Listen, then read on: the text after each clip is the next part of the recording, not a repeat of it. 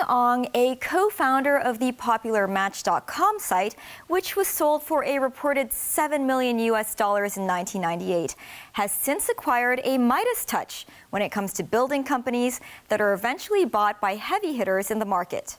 I spoke with him recently to find out what he looks for in potential shining stars in the startup ecosystem.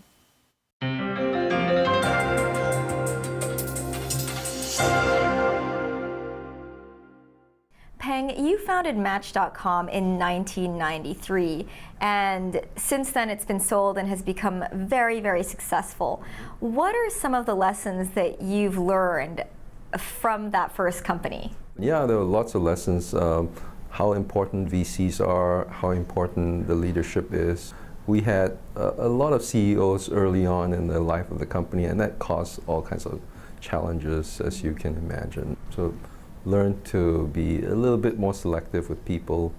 You founded Interwoven in 1996, and then it went public in 99.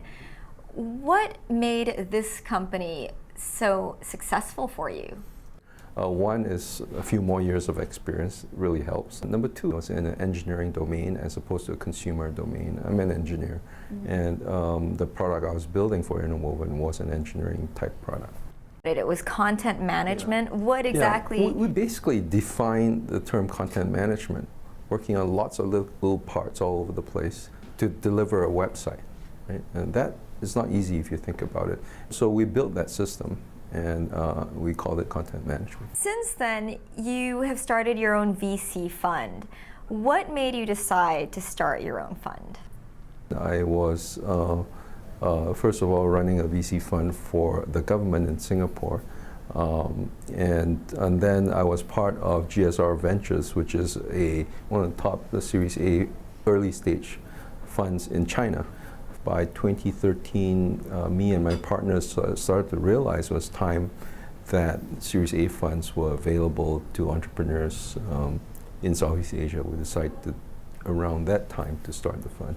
So you actually helped create this startup environment in Singapore. What we tried to do more was in terms of policies and what the different parts of the government should be doing to encourage the tech ecosystem. Hong Kong and Singapore have had this ongoing battle for a better startup environment. What would you say are the pros and cons of these two areas? I think Hong Kong is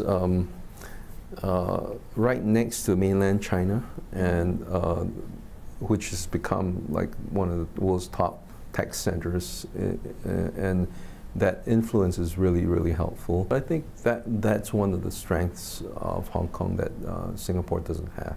I think both societies have sort of a natural entrepreneurial drive. And what about Singapore? The government in Singapore has been really pushing this 20 years. Money, effort, all kinds of energies have been put into this direction. I think there's more than 100 startups every year now out of Singapore, and I think it's cranking up.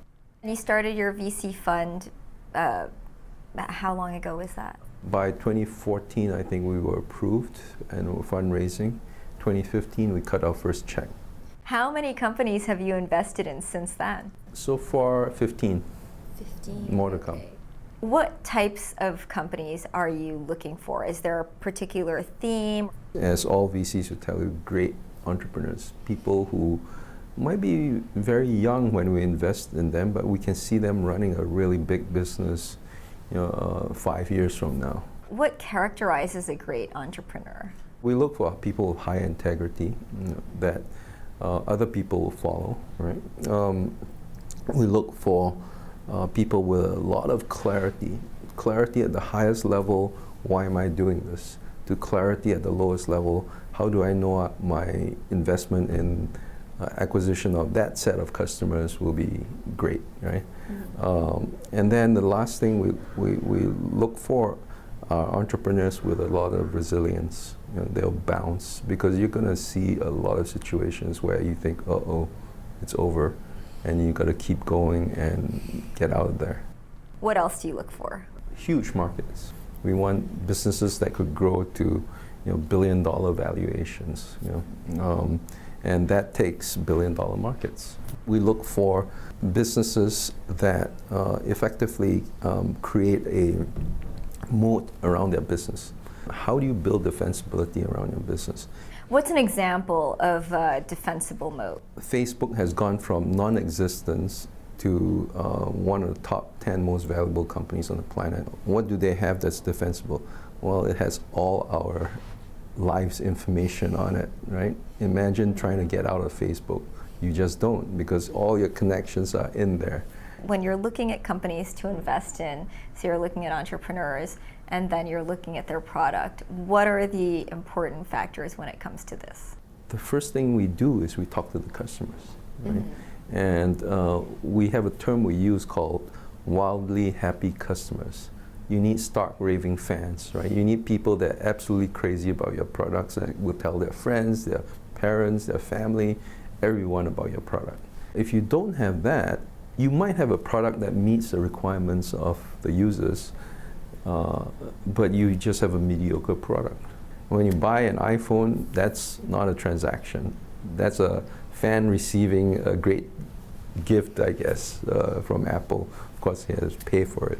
What are some of the companies that you've invested in so far? There's a company called Ninja Van. Is one of our first investments. It is a logistics company. It's out now in about 7 countries in Southeast Asia. Another one, which we invested in the same month, called C88. And that one's a financial supermarket. If you want to buy a financial product like insurance, you go to that site and you dig around and tries to help you. And that one's in both Manila and Jakarta. And how much money have they been able to raise? C88 raised about 12 to 14. Ninja Van's last round was 30 million. Yeah. Wow. But both these companies are out fundraising again because they're doing really well. How often do you get pitched to? Every day, every working day. A week is probably 20. Does it ever get tiring? I mean, how do you... If it gets tiring, I'll stop.